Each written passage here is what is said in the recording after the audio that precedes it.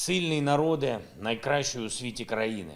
Хочу розпочати це звернення зі слів привітання від себе та від вашого Dünyanın імені en yaşlı усіх ülkəsinin наших güclü громадян insanlara. України, Bu müraciəti працівникам təbrik sözləri ilə Служби başlamaq безпеки istəyirəm. України. Öz adımla və Сьогодні sizin день, adınızdan 30 bütün років Ukrayna тому, vətəndaşlarımız, саме Ukrayna 25 Təhlükəsizlik березня Xidmətinin була əməkdaşları. заснована Bu gün onların служба günüdür. нашої держави. 30 il Служба əvvəl, пройшла martın 25-də непростий dövlətimizin шлях, і ми Təhlükəsizlik всі це Xidmətinin знаємо. Але əsası знаємо qoyuldu. також, що Xidmət за 8 uzun bir років yol війни на keçmişdir Донбасі və bunu hamımız і вже bilirik. за 30 Amma днів biz onu da bilirik ki, повномасштабного Donbassdakı вторгнення 8 Росії illik в müharibə Україну və багато Rusiyanın співробітників Ukraynaya Служби geniş безпеки miqyaslı işğalı показали zamanı себе 30 з gün ərzində найкращих героїчних Təhlükəsizlik сторон. Xidmətinin bir çox Принциповими, əməkdaşı özlərini ən мужніми, yaxşı, які що qəhrəman вміють tərəf kimi завдавати göstəriblər. ворогу втрат, Prinsipli, яких cəsarətli ворог не və düşmənə düşmənin Саме це gözləmədiyi зараз itkilər verməyi потрібно bacaran Україні. Я Ukraynanın вдячний indi ehtiyacı olan всім budur. нашим героям зі Служби Mən Ukrayna безпеки Təhlükəsizlik України. Xidmətindən Я bütün вдячний qəhrəmanlarımıza кожному, minnətdaram. кожній Ümumi tariximizin службі, хто 30 il протягом ərzində 30 rokів düşmənlərin нашої planlarını спільної pozan və yalnız історії Ukrayna ламав xalqının плани mənafeyinə ворогів, çalışan відпрацьовував в hər kəsə інтересах minnətdaram. тільки Bayramınız українського mübarək. народу. Hər kəsə Вітаю зі hörmət святом. edirəm. Şaную усіх. І будемо пам'ятати завжди усіх Və biz співробітників Rusiyanın Служби təcavüzünə безпеки, qarşı tapşırıqları які yerinə yetirərkən Na жаль, Ukrayna uğrunda həlak але olmuş за Україну, xidmətin bütün виконуючи əməkdaşlarına завдання həmişə xatırlayacağıq. протидії російській агресії. Bu hərbi əməliyyatlar За цей ərzində місяць Təhlükəsizlik бойових Xidmətinin дій 77 əməkdaşı відзначені dövlət mükafatlarına державними layiq нагородами görülüb. 77 Onlardan ikisi ölümündən sonra співробітників Служби Ukrayna безпеки qəhrəmanı України. adına layiq Двом з görülüb. них Hər ikisi присвоєно звання Kiyev Героя vilayətinin України Makarov посмертно. yaxınlığındakı döyüşlərdə Обоє fərqləniblər. відзначилися в Onların боях в cəsarətli районі hərəkətləri Макарова sayəsində Київської düşmənin області. qərargahı Завдяки və їхнім 20-dən çox мужнім işğalçı був məhv знищений edilib. штаб ворога і понад 20 окупантів. Прізвища наших героїв назвати Qəhrəmanlarımızın вам adlarını не deyə можу. bilmərəm. Така Bu специфіка xidmətin служби. xüsusiyyətləridir. Amma əminliklə deyə Можу bilərəm ki, onların сказати xatirəsi впевнено, həqiqətən də əbədi пам'ять про qalacaq. них дійсно буде вічною. Сьогодні ж підписав Bu gün указ o, про bu gün mən відзначення Ukraynanın hüquq державними mühafizə orqanlarının нагородами 63 əməkdaşının dövlət правоохоронних mükafatları ilə органів təltif України. edilməsi Сім з haqqında них sərəncam посмертно. imzaladım. Поліцейські, Onlardan 7-si рятувальники, ölümündən sonra. прикордонники, спецпризначенці Державного бюро Polis, розслідувань xilas і edicilər, працівники sərhədçilər, Служби Dövlət судової İstintaq охорони. Bürosunun xüsusi xidmət orqanları və məhkəmə mühafizəsi Наші героїчні xidmətinin Збройні əməkdaşları, Сили за hər kəsə тиждень, təşəkkür що edirəm. минає, нанесли ворогу потужних ударів, помітних втрат. Кажуть, кудись пропав Son bir міністр həftə оборони ərzində Росії. qəhrəman silahlı Цікаво, qüvvələrimiz може, він düşmənə особисто güclü zərbələr захотів endirib. відвідати Əhəmiyyət itkilər. Deyirlər ki, Çornobayı. Rusiyanın müdafiə naziri Вдячний нашим harasa yoxa захисникам, çıxıb. які Maraqlıdır. показали O şəxsən окупантам, що Çernobayevkaya море не буде getmək для них istəyirmi? спокійним, навіть тоді, коли İşğalçılara там fırtına немає olmayanda da шторму. dənizin Отам onlar буде üçün голод. sakit Як на olmayacağını тих російських göstərən кораблях, müdafiəçilərimizə які цього тижня minnətdaram. відправилися Çünki відомим yanğın olacaq. маршрутом Bu həftə порту Berdyansk Бердянськ. limanından məşhur Хочу marşruta попередити qərar усіх verən зрадників Rus України, gəmilərində які olduğu kimi. перейшли на сторону ворога у Криму ще роки назад. Mən illər əvvəl Krımda düşmənin tərəfinə keçən bütün Ukrayna xainlərinə xəbərdarlıq etmək istəyirəm. Daha yaxşı yaşamağınızı düşündüyünüz üçün köçmüsünüz, həm də ona görə yox ki, siz Ukraynada həmin gəmilərdə və ya başqa yerdə, quruda və ya dənizdə həlak olmuş həmkarlarınızın faciəli taleyini təkrarlamaq istəyirsiniz. Yaxşı, belə yaşa. Bu mümkün qədər şəhərlərimizdən və ordumuzdan uzaq olmaq deməkdir.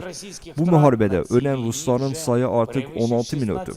Onların arasında yüksək rütbəli komandirlər də var. Öldürülən Rus general polkovnikləri və ya admiralları barədə hələlik məlumat verilməyib. Amma işğalçı ordulardan birinin komandiri və Qara Dəniz Donanması komandirinin müavini artıq oradadır.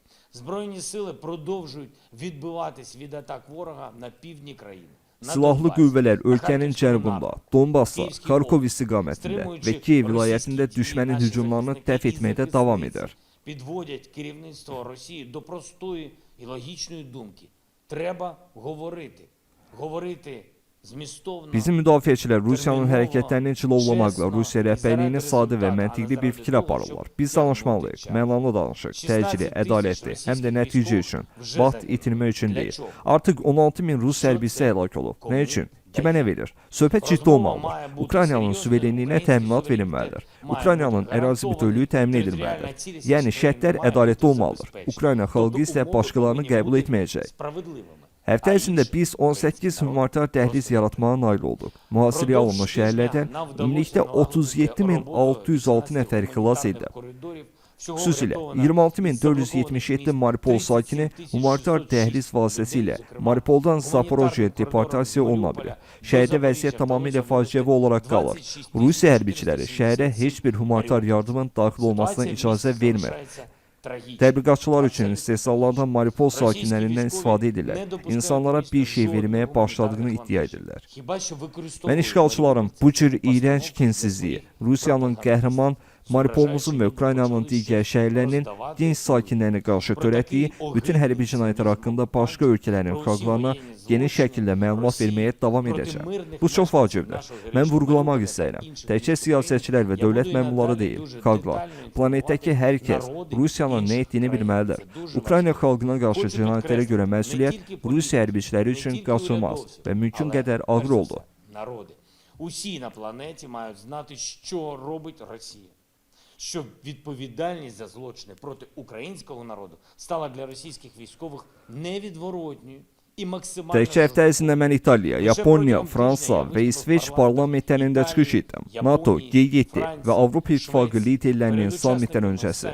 Bu çıxışların hər biri müvafiq ölkələrdə və bütövlükdə dünyada maksimum diqqəti cəlb etmişdir. Rəylər göstərir ki, Ukraynanın mövqeyi dinlənilib. Bu cür çıxışlarda əsas məqsədim budur. Siz yaxşı bilirsiniz ki, Rusiya necə güclü dövlət təbliğat sistemi qurub. Onlar buna 10 milyarlarla dollar xərcləyiblər və xərcləyirlər. Yəqin ki, dünyada heç kim yalana belə sərsəm pul xərcləməyib. Ancaq bir şey nəzərə almadılar.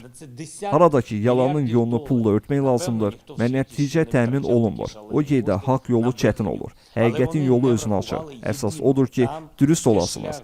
Gələn həftə maraqlarımız üçün bu mühüm işi davam etdirəcəm. Ukraynalı maraqları, azadlıq və müstəqillik maraqları.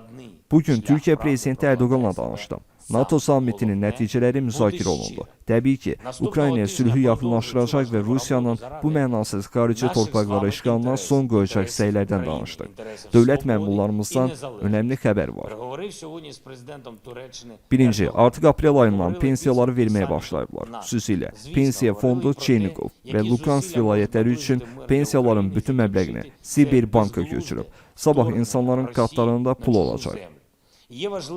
Укрпошта isə nağd pul çatdıracaq. Перше, вони вже розпочали виплати пенсій за квітень. Zokırma Pensiya Fond перерахував Ощадbanku всю sumu Sabah və ya o biri gün, Şərqi və Mərkəzi Ukraynanın digər bölgələrində aprel pensiyalarının ödənilməsi davam edəcək. Bugün bir ödəniş dalğası bütün dövləti əhatə edəcək. Bu bizim prioritetlərimizdən biridir. Ukrayna dövləti vətəndaşlarımız, pensiyaçılarımız qarşısında bütün öhdəliklərini yerinə yetirir və yerinə yetirəcək. Digərləri, e-sport proqramı çərçivəsində işini və ya biznes qurmaq imkanını itirmiş insanlara artıq 20 milyard grivnadan çox pul ödənilib. Ödənişin məbləği 6500 grivnadır. Üçüncü, rəsmilər müharibə bölgələrindən olan məcburi köçkünlərimiz üçün yeni dəstək proqramı hazırlayır. Regional idarələrə dəqiq tapşırıq verilib. Köçkünlər üçün müvəqqəti yaşayış evlərinin tikintisi üçün tez bir zamanda torpaq sahəsi ayrılsın. Bir daha vurğulamaq istəyirəm. Bu müvəqqəti yaşayış yeridir. Biz sülhü bərqərar etdikdən sonra dövlətimizin dərhal geniş miqyaslı yenidən qurulmasına başlayacaq. Amma indi insanların müvəqqəti evə ehtiyacı var. Хочу ще раз підкреслити, це тимчасове житло.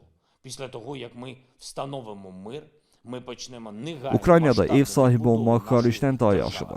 Yardım ödəyirik, iş veririk. Mənim xalqım, sənin ölkən. Bu dəstək proqramının bütün təfərrüatlarını baş nazir Deniz Şmigal təqdim edəcək.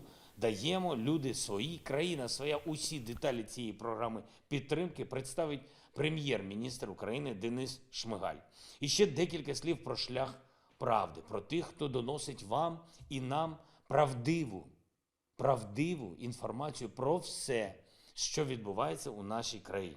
Хочу сьогодні Və həqiqət yolu haqqında bir neçə kəlmə daha, ölkəmizdə baş verən hər şey haqqında sizə və bizə doğru məlumat gətirənlər haqqında. Bugün jurnalistlərimizə xüsusi təşəkkür etmək istəyirəm. Birləşmiş Xəbərlər, Milli Telemarafonunun işini təmin edənlərin hamısına, bütün media işçilərimizə, müxbirlər, aparıcılar, redaktorlar, media menecerləri, operatorlar, rejissorlar, redaktorlar, prodüserlər, bütün bunlar olmadan televiziyanı təsəvvür etmək mümkün deyil. Bu Ukraynalılara doğru məlumatla təmin edir. Və nəhayət, xalqımızın digər müdafiəçiləri ilə birlikdə və 7/24 birləşmiş bütün insanlara inam verir. Hamınıza minnətdaram və əminəm ki, bunu bütün Ukraynalılardan deyə bilərəm. Hamınıza həmd olsun, bütün qəhrəmanlarımıza həmd olsun. Ukraynaya şöhrət. Слава усім нашим героям, слава Україні!